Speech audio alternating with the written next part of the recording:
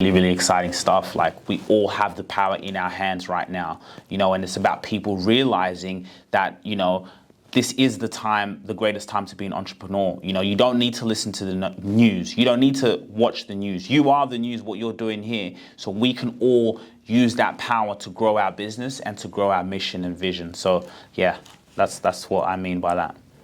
Okay, all right. So I wouldn't call myself a Sherlock Holmes in society, but something tells me that you're a bit of an entrepreneur yourself then. Yeah. Tell me, we want to hear. Yeah, so I started off, I've been a footballer all my life. I'll tell you a little bit of a backstory. So I was born in Kenya, came to Australia when I was 3 years old. Dad's from Rwanda, mum's from Kenya. So we immigrated over to Australia and just started life, as an immigrant family. We had a good life back home in Kenya, but, we wanted a fresh start, a new place, new opportunity. So we came to Australia. And so throughout my life, I've actually been a footballer all my life, playing football as an athlete. And then I got to a point where I started documenting my life. I started documenting my journey, just turning the camera on. And I did that through YouTube, just a content creator, like people like to say. So I was documenting my life through YouTube. And then shortly after, as I was marketing without even me knowing I was marketing, right? I was getting videos that I was doing on YouTube and then saying, okay, how can I get more people to see these videos? So I was learning the art of capturing people's attention. So I was doing that, and then I started a podcast with my father. My father started learning and growing, and so he wanted a platform to be able to spread his message out to more people, his growth and mission in life. And so we did that, started the podcast, and then started growing the podcast, kept capturing attention. And then I started to realize, this is a media company. And then from there, we saw, okay, other people need this as well. There's so many CEOs, there's so many business owners who don't have time to create the content. They don't have time to document it, but they need it. You don't have that much visibility. And the ones who learn how to use this is really powerful. So through that, we started to get clients, and now we've formed into a media company ourselves. And what we do is we help, CEOs develop, build, and grow their podcasts. But we do that by building their personal brand, by giving them that online presence that when someone Googles who they are, there's a plethora of content for them to go watch. So yeah, I'm the CEO of ETS Rubasha Media and founded it with my father. And so yeah, that's a little bit of a story in I don't know how long that was, a minute or so. People try and get it in a nutshell, but I'm not too sure how big a nutshell is. I just had a meeting with someone which lasted an hour, and they used 40 minutes, and they said, well, that's me in a nutshell. I was like, that's one big nutshell, I need to recharge my laptop. But okay, so you're a footballer, okay? I'm assuming football. Yeah. Right? Yeah. Who's your football team for starters? Who do you support? EPL. Liverpool's always been my team. Liverpool's been my team since I was a kid. I've been obsessed with Liverpool. So yeah, Liverpool's been the team, and yeah, it's always stayed that way. I think supporting Liverpool's a bit of an Australian staple. It's an auto response for most people in Australia. I'm West Ham, so that's why I've got no hair left. I'm long suffering. And you played? Did you play professional?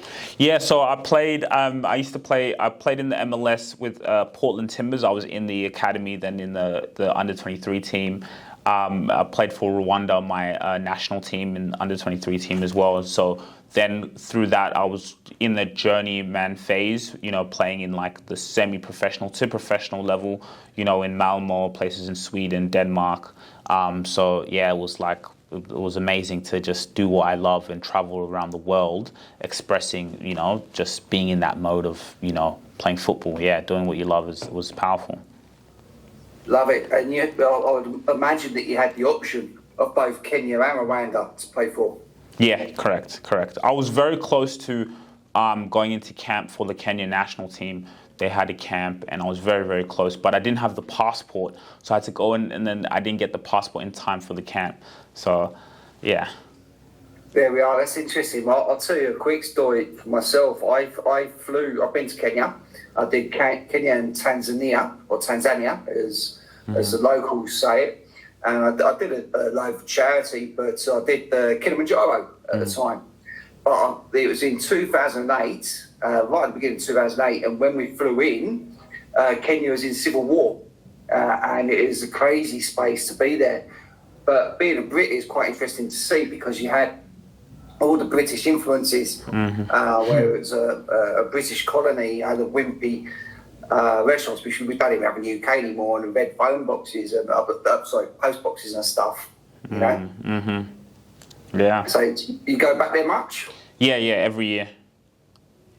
Kenya specifically, or both? More Kenya. Definitely more Kenya, but I also want to go to Rwanda more as well. But yeah, quite a lot in Kenya. And have you done the mountain? No, not yet. I need to. Give it time. It's I went up there with Rob Green, who was England's goalkeeper at the time. Yeah, I know Rob Green. Mm-hmm. Yeah. So there's a nice little picture of me and him getting to the top of that is a nice thing. And how do you still feel? Do you feel more Kenyan, African, or do you feel more Australian now? How's that work for you? Because you left there quite young. Yeah. That's a good question. I still have my roots, and I'm very much, Kenyan and Rwandese to the core. But yeah, I also feel quite Australian, having someone who's lived here my whole life. So yeah, it's kind of both. I embrace both sides. So that's pretty cool.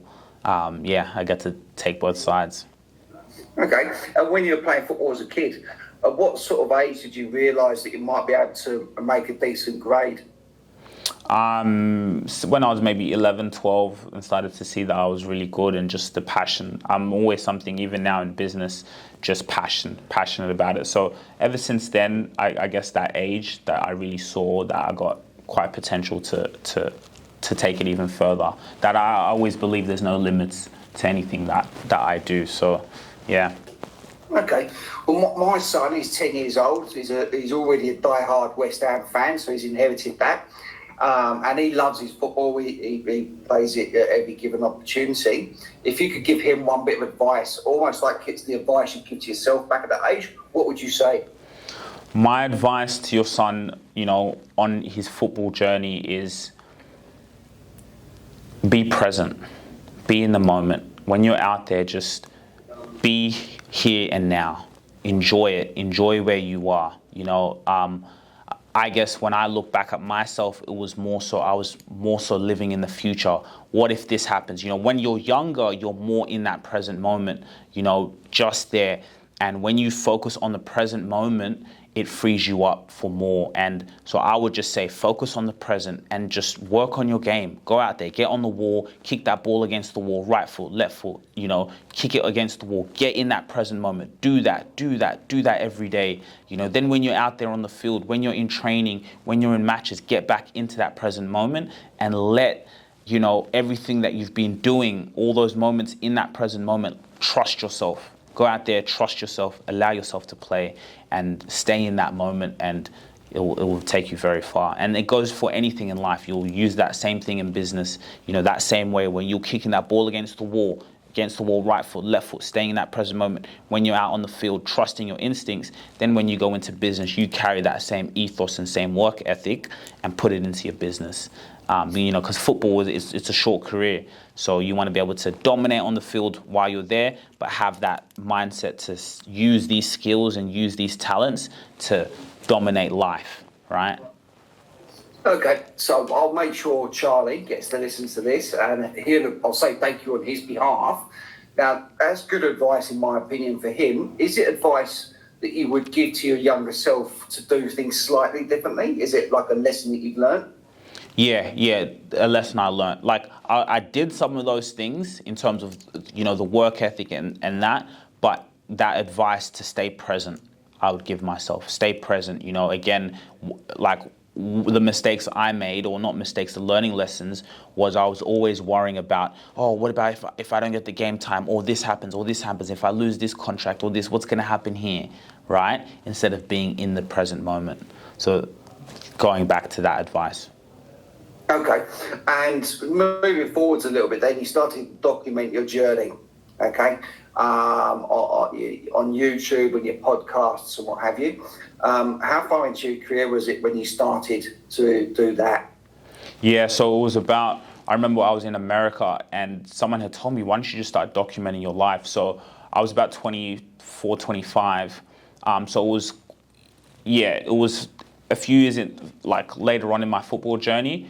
But it was the greatest thing I ever did. I was playing for a team also in Atlanta. So I had started my YouTube journey before that. So yeah, probably about like 2, 3, 4 years ago, kind of later into my journey, that I started to document.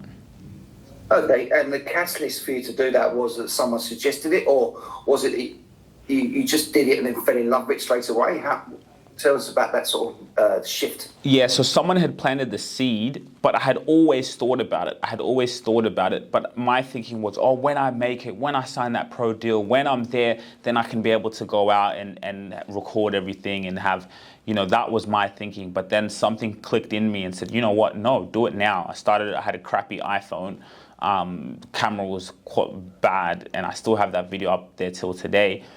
So it was just something that clicked into me, just said, do it now. What are you waiting for? And then once I did it, then I fell in love with it and haven't stopped since. Yeah, well, I think there's a lesson there in itself, is to not put things off, because there's always, everything can be done mañana. It puts off. There's always a reason not to do something, or there's a reason why something wasn't achieved. And if you go, I think that closely relates back to being present. If you're present and you've got to admit all the barriers and the excuses and the barriers to entry, then everything can be done straight away within reason, Mm-hmm. Exactly. Okay, all right. So let's fast forward now. Obviously, I think you've already picked up what I'm trying to get at here.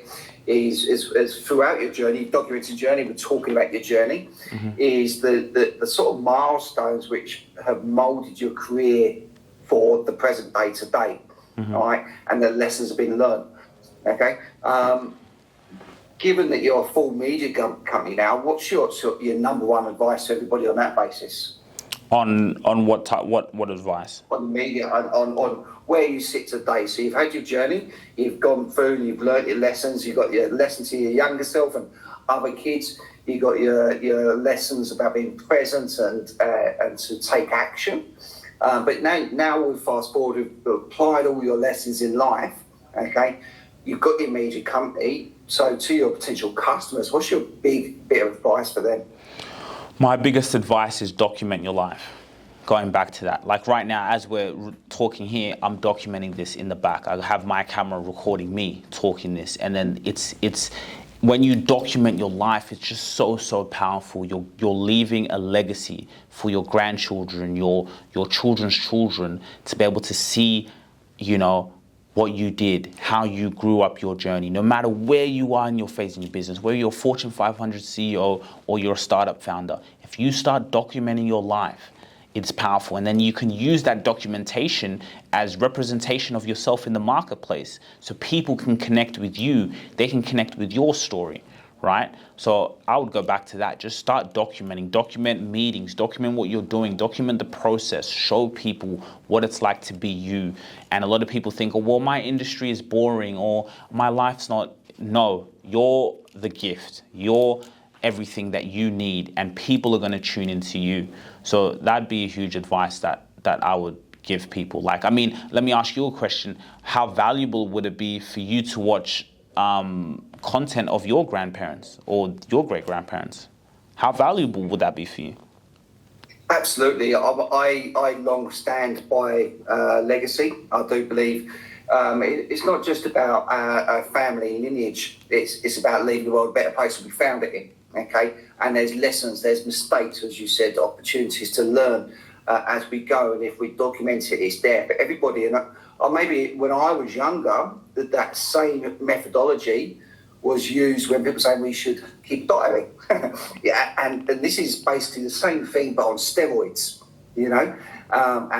And you've got a personal brand. If my great grandkids can see this stuff and have these conversations and connect, it's magical, really. And by definition, your work is smarter, not harder as well, because obviously you've got a second camera on you, documenting yourself, being documented with me, and that's wonderful. When there's so many lessons packed in there. So kudos to yourself. I do want to hold you accountable, though, on one thing. You said you kept your very first video on your not-so-great iPhone at the time, okay? Would you, when we go public on this, would you be able to put that in the comments so anyone listening to this can watch that first one? Yeah, for sure. Definitely. That's a great idea. Thank you. That's all right, no problem at all. Yeah. And okay, so you're based in Sydney now, yeah? Yeah. Yeah, okay. Where are you based? Sydney as well. Okay. We're recruiting for our football team at the moment. we need someone half decent. But no Liverpool kits though. I got you. So what's the future hold for you? What's your plans? If the other nice thing about documenting things like this is you can look back and say, well, did I do this? Did I achieve that? What am I going to hold myself accountable for? What's the future hold? Great question. I always say, and I tell our team, we're aiming to be the next billion-dollar company. Billion-dollar company. And when I say $1 billion, the reason for that is because you make $1 billion by serving people. By serving people. Wealth is created by serving people. So the goal is to serve as many people as we can, because what we see in the marketplace today is so many people to struggle to get out content. They're struggling to market themselves.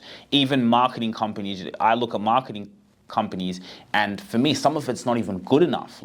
You got to be able to get your content out there. I see so many people who have marketing companies, but they're barely posting content themselves. So I just say our mission, our vision is to serve as many people as possible. And by doing that, become the next $1 billion company, to serve that. And then I want to go in and we create Netflix shows. We have, just full on the media side of, allowing people to watch our content. And then we have the business side where we're getting that same thing done for them, where people don't have to worry about stressing about, having to have a podcast or run the podcast. No, they're just going to have content of themselves. They're going to have their legacies set out, right? All our clients, all the people that we serve, they're going to have their legacy set forth for the world to see and for their children to see. So if we can do that to thousands and millions of people across the world, we've been able to serve our purpose. And then we have the other side where we can now continue to inspire people and have our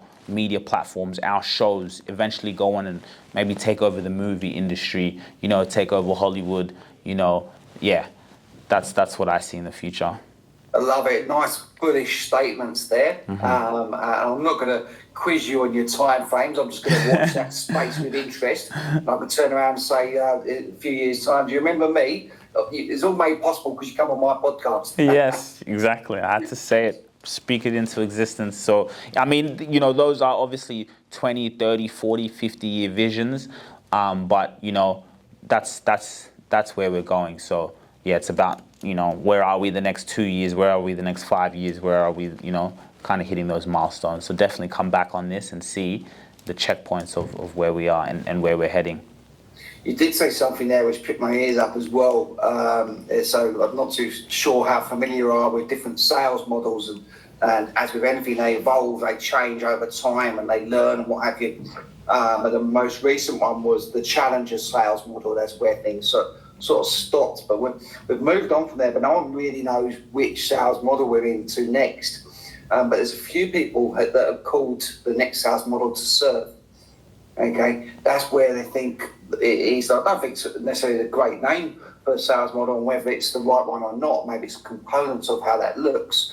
But I think if we realise we're here to help people, and there's always people behind businesses, even conglomerates, there's people there. Okay, if we're there to help people achieve their goals and essentially to serve, then it figures that we also will have our own relative successes based on that as well. Mm-hmm. Does that make sense? Yeah. Are you across the sales model yourself? Or? Yeah, but not that specifically. Like, obviously, that principle of serving, yes, I 100% agree. But, yeah, that's why I'm always here to learn and grow. Good. Maybe we'll catch up at some point and I'll talk about it a bit more then. Okay, all right. Anybody listening to this where your story resonates with them, or they'd like to get in contact with you to help you build their business, personal brand, through your media business, what's the best way for them to make contact with you? I would say right now LinkedIn, like we connected off LinkedIn. So I would say right now LinkedIn, come and connect with me on LinkedIn. And I think that could be a very powerful platform for us to connect, and we can take it from there. Fantastic. Oh, well, that wraps us up, my friend. It's a pleasure meeting you, pleasure talking with you. I took loads from it, so thanks for your time. I really, really appreciate you, Tom. Thank you so much. See ya. Okay, see you later. Bye. That was dope. Thanks for watching, guys.